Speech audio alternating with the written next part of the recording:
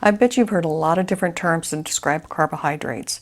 Simple carbohydrates, complex, low glycemic index, high glycemic index, fast burners, slow burners, bad carbs, good carbs. Well, today what we're going to do is we're going to break down that terminology, and then I'm going to share with you tips along the way of how you can manage your carbohydrates to maximize your health. Hi everybody, this is Sheila and welcome back to the Crochet Nurse channel. For those that are new to me, I am an RN, registered nurse, and some of the things that I do on this channel, a big part of what I do is I talk about crochet topics. That's one piece of what I do, and then a secondary part that I do is I actually sprinkle in health and wellness topics as well as it relates to diet, exercise, pain issues, those types of things. And so if that sounds interesting to you, feel free to subscribe and don't forget to hit the notification bell so you'll know when I have upcoming videos. So let's start with what is a carbohydrate. So a carbohydrate is one of 3 macro units that the body needs to survive, essentially. There's 3 macro units. The first macro unit is actually fat. Fat, is it needed for the body? Absolutely, yes it is.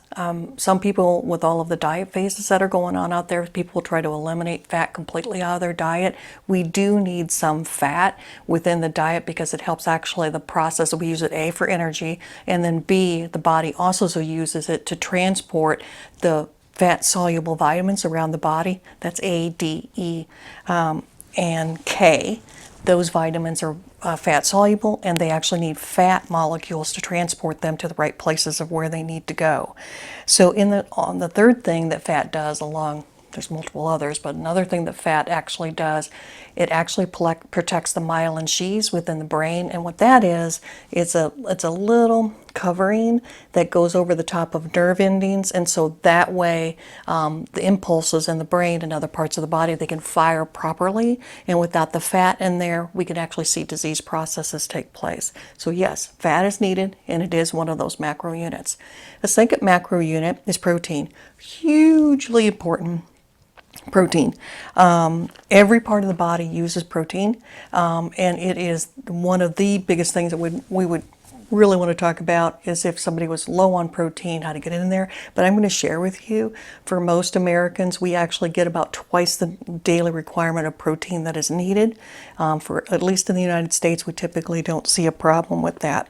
Just for context, for those who are not aware, what we need as a human to survive for protein, we need 0.8 grams per kilogram of body weight per day of protein. And that, for a woman, average woman, that's going to be about 40 to 60 grams of protein per day. Luckily, we can get protein from multiple sources. For the most part, we're going to get our proteins from animal products. It's going to be, you want to keep this in mind because we're going to talk carb in a minute. We're going to get that mostly from animal products. So it's going to be from the cows, the chickens, fish, and anything that derives from those animal products. And so milk, right, from a cow, goat's milk, eggs from chicken, any of those things are going to give us protein. That said, we are also going to find protein in plant sources as well. That is how important protein is to the body. It is basically ubiquitous out there. So it is truly the powerhouse. Without protein, we would not be able to reproduce. We would not be able to grow hair. There's so many things that we could not do. And it actually keeps the body running. So that's the second micro unit. And the third micro unit is what you're here for. It's actually for the carbohydrates. And that is the third and also a very important macro unit that we need. Most people out there, when they start thinking about carbohydrate, when I think about it personally, when I hear carbohydrate, my mind automatically goes to sugar because that's what it is. Carbohydrates are basically, when they finally break down all of the food sources in the body, they convert them to glucose. And what glucose is basically a sugar that runs around the bloodstream and it's feeding the cells. We absolutely need glucose in the body, and we need it in the brain. The body primarily, I say primarily because it also can feed on other things, but the primary food source for the body is glucose. Something that's important for you to keep in mind I just mentioned protein and then talked about carbohydrates. When you think of the two, and this is something for you to think about as we get moving, protein, you want to think of that as your long-term fuel. You want to think about carbohydrates as your short-term fuel. Well, that's all well and good, but what do we eat, right? A minute ago, I had shared with you that protein sources come from animal products, cows, chickens, fish, etc., like that, and so do fat sources, by the way.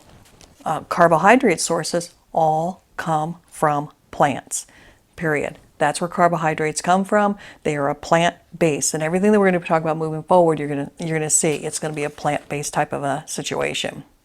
According to the FDA, 45 to 65% of your daily intake should be carbohydrates. Again, it goes back to what I said a minute ago. That is how important they are to the body. What does that mean? 45 to 65% of your daily intake. If you have a 2,000 kcal diet going on, you need to ingest between 200 and 300 grams of carbohydrate per day. That sounds like a lot, but we can add that up pretty quickly, and I'm going to show you. So, if you are on a low carb diet, according to the Mayo Clinic, they consider a low carb diet from 20 to 60 grams per day. And I know I've shared with you in the past that I actually shoot for 20 to 30 grams a day for me personally. But that's the difference, and it's a big difference, 200 to 300 versus 20 to 60. And like I say, it sounds like a lot until we start breaking it down. A second ago I shared with you that carbs all come from plant sources. Well, here's an example for you. The cocoa tree is a plant, okay? What comes off the cocoa tree is the little cocos that make chocolate, and they make cocoa powder, okay? So if I make myself a glass of hot chocolate using Nestle hot chocolate, that is 17 grams for that 8-ounce cup of hot chocolate. If I go to Starbucks and I buy a hot chocolate from Starbucks, it is 25 grams of carbohydrate for the hot chocolate. Now, that is not with marshmallows, and that is not with any whipped cream. That is just the straight hot chocolate, and that's what the values of those are. And so you can see that just something as simple as that, as a quick drink of hot chocolate in the morning, you can start adding on those carbohydrates pretty quickly, okay? So let's get into some of this terminology, right? I want to introduce some of the terminology, and we're going to kind of start breaking it down. So I started talking in the beginning about simple versus complex. And then I also want to introduce the concept of fast burner versus a slow burner. And those all go together, and I'm going to show you how they go together right now. So a simple carbohydrate is one that burns fast in the body. Everything that I just shared with you, that it's going to go into the body and ingest quickly, and it's going to come back out on the other side quickly, meaning we're going to spike the blood glucose level, and we're going to burn up that calorie pretty quickly. A slow burning or a complex carbohydrate is one that's going to take a little bit longer to get into the system and longer for us to actually ingest that carbohydrate. That's kind of the difference between the two. So let's take a look at some of the simple or fast burning carbohydrates.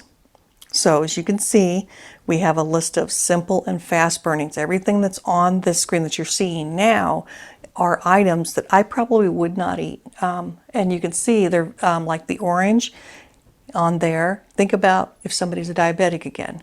We say if somebody's a diabetic and their blood sugar is low, we're going to tell them to take a drink of orange juice. That's because it's super high in sugar, and is rapidly utilized in the body. Okay? The orange, the kiwi, think about what you're doing. You're peeling off the skin of the orange, and you're only eating the stuff in the middle, or squeezing it and drinking it. For the kiwi, you're peeling the skin off. Another thing is, it's not on the screen, but bananas. Bananas, you're peeling the skin off, and you're eating the fruit on the inside. Believe it or not, a medium-sized banana has the equivalent of 3 tablespoons of sugar in one banana. And now, that said, it's a fruit. And so it's healthy. It's got vitamins and minerals in there that you need for your body. But this is giving you context as far as, and we're not even talking about processed foods yet. This is giving you context of the vegetables and fruits that are out there and the different ranges. That you can eat one fruit and it can send your blood glucose sailing, and another one will keep it stable. Melons are another one that depends upon what it is. Watermelon, think about it this way. You have a piece of watermelon. What is your first thought when you have a piece of watermelon, right? I know what mine is when I have a piece of watermelon. That is super sweet. And that's what we look for in a watermelon, right? We look for how sweet it is because it tastes good. If you are putting a piece of fruit in your mouth and it tastes super sweet, it's almost a guarantee that it's going to be one of the fast burners, and it's going to have a lot more carbohydrate than some of the others. And here's some of the others that we would look at. These are going to be your slow burners, meaning when you ingest them, they're going to take longer for your body to process them. You're going to feel full longer. You're still going to get all those vitamins and minerals, but you're going to feel full longer, and you're actually going to have a low impact on your blood sugar. And why is that? Because on this list, what you're seeing up there are things like mushrooms. You're eating the whole thing of the mushroom and not peeling the skin off, and it's got a lot of fiber content. You're also seeing rhubarb. You're seeing tomatoes. You're eating the skin and all for the tomatoes. Olives are another that you're eating the whole thing. Avocado's not on the screen, but it should be. Avocado, yes, you are peeling the outer skin, but it's loaded with fiber. So the message I want you to take away from this part is that if you have a fruit or a vegetable that is in high fiber content, then you are actually going to reduce your absorption rate, which means it's going to keep your blood sugar more stable and you're going to feel better. Personally, for me, if I eat a fruit that's really high in sugar, I know it quickly because I'll get a frontal headache from it. I need the fiber to kind of stabilize my blood sugar, and so that way I feel the same all throughout the day. The body likes it like that. The body doesn't like this. Okay, the body likes to be like this. We call it being homeostasis. The body likes to have it flatline on a regular basis all the way across the day. And that's what fiber does for the system. It actually slows down the absorption of that sugar. You're still going to get the glucose, but it slows it down so that way your body has time to work on it and process it and push out the insulin in a slower pathway. And FYI, if you have a lot of cancer in your family, you absolutely want to make sure that you're having plenty of fiber in your diet. That actually decreases your risk of cancer. Okay? Increased fiber reduces your risk of cancer. So I want to show you another thing. I was just talking about the different things on there, and on my ones that are complex, which are slow burners, you see some apples on there. Those apples are not complex carb. They are actually a simple carbohydrate, but I left them on there because I wanted to talk about it. So apples by themselves, if you have one medium-sized apple, it will cost you 23 grams of carbohydrate. Now, it has 5 grams of fiber. And what happens? If you have 23 grams of carbohydrate and 5 grams of fiber, you deduct the 5 grams from the 23. And so whenever you have fiber, you immediately deduct. It's going to slow down the processing, but it's also, you can deduct it. So instead of 23 grams of carbohydrate for that apple, it just now means I have 18 because you deduct the fiber straight off of it. So that's if you eat the apple with the skin. Okay? Now let's say that you go to the store and you purchase applesauce. Well, they've smashed up the apple and they may or may not have kept the skin on it. And you can see now we have that same 23 grams of carbohydrate for that apple, but we only have 2 grams of fiber. So that same apple that you could have eaten whole, now you're eating it as an applesauce, and now it has 21 grams of carbohydrate instead of 23. It gets better.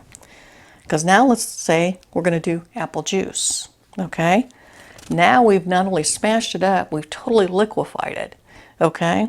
And this is what that looks like. So we have apple juice, instead of 23 grams of carbohydrate, now it has popped up to 28 grams of carbohydrate. That is a big deal. So you've just basically just added on extra carbohydrates. So the message there is just eat the apple if you're going to have a carbohydrate, right? And the difference between the two is the next piece, which is low glycemic index versus the high glycemic index. So when I was eating that apple whole, I was having less of an impact on my blood sugar, which is basically the definition of what the glycemic index does. What the glycemic index is a measure of how much food will impact your blood glucose level in your system. The more a food is processed, the more and the easier it is for the body to digest that food, the quicker it's going to elevate your blood sugar. So if I eat a whole apple, that takes longer. That's why it's 23 grams carbohydrate versus if I drink apple juice, it's 28. Same goes for other foods as well. If I take a tomato, it's 5 grams for carbohydrate and has 3 grams of fiber. That means it's 2 net carbs. I eat the whole tomato or just cut it up and just eat it like that, I'm going to get that. But I turn it into a puree. I go to the store and I purchase a processed food that they've made it into a spaghetti sauce. I'm going to severely increase that carbohydrate level because I'm eating processed food, which is typically going to give me more sugar, and that's going to increase my glycemic index. So I've moved, my example that I just gave you, I moved a tomato and I move an apple from a low glycemic, which is better for my body, to a higher glycemic index, which makes my body go like this with the blood sugar up and down, up and down, and up and down. Remember I said it don't like this. It likes this. And so I did that by purchasing a processed food. So the answer to that message is, right, is just eat the regular food. Go to the vegetable department, grab the whole food rather than the processed food. So this actually should give the answer for the good, bad carb, and bad carb, right? You're looking at your complex, your slow burn, you have your low glycemic index, so which one's going to be your good carbohydrates? That's right, your complex side. So that is what a good carbohydrate means. It's going to have a low glycemic index, it's going to be less of an impact on your body as far as the blood sugar, and it's also going to give you your vitamins, minerals, but it's going to have fiber content in it as well. So if you have a choice, what you want to look for are the ones on the low glycemic index that we just chatted about. So, takeaways. Avoid the processed foods if you can, right? I know people love bread, so do I. And so even though I eat bread, but what I eat this guy here, Joseph's Lavish bread, because that has 6 carbohydrates in it versus 20 of regular bread. I do not eat these. That's a processed food. I used to. This is 57 grams of carbohydrate. So I don't eat those. Okay? If I'm not eating the Lavish bread, I make my own. And so I make my own keto bread by using 1 egg, and I'll put it up on the screen. 1 egg, 3 tablespoons of almond flour, half teaspoon of baking powder, and a little bit of butter. I cook it for 90 seconds, and I have bread. And it makes 2 slices of bread for me, and that's what I will eat for bread, and that actually saves me a lot of trouble. Well, like I say, look at your fruit and vegetable, buy fresh, leave the skins on. If you're going to look at fruits and vegetables, buy the ones that are deeper in color. Those are going to give you the most bang for your body buck, meaning they're going to give you the nutrients and the nutrition that you need. And if it's a vegetable or a fruit that you're going to be able to leave the skin on, that's even better, because that's going to be the ones that are going to be better for you. If it tastes sweet, Guess what? It probably is. You don't need to go look it up, because if it tastes sweet, it is, because that's what nature does. It makes things sweet because it wants us to eat so we get full, right? So listen, if you want to know more about how age will impact your diet, I also made a video about that talks about age and the hormone levels that shift as we get older, and I will put that on the screen for you so you can take a look at that and make some and get some information around that. If you have any questions or comments about the topic we discussed, put it down below and I'll be happy to address them. Have a great day.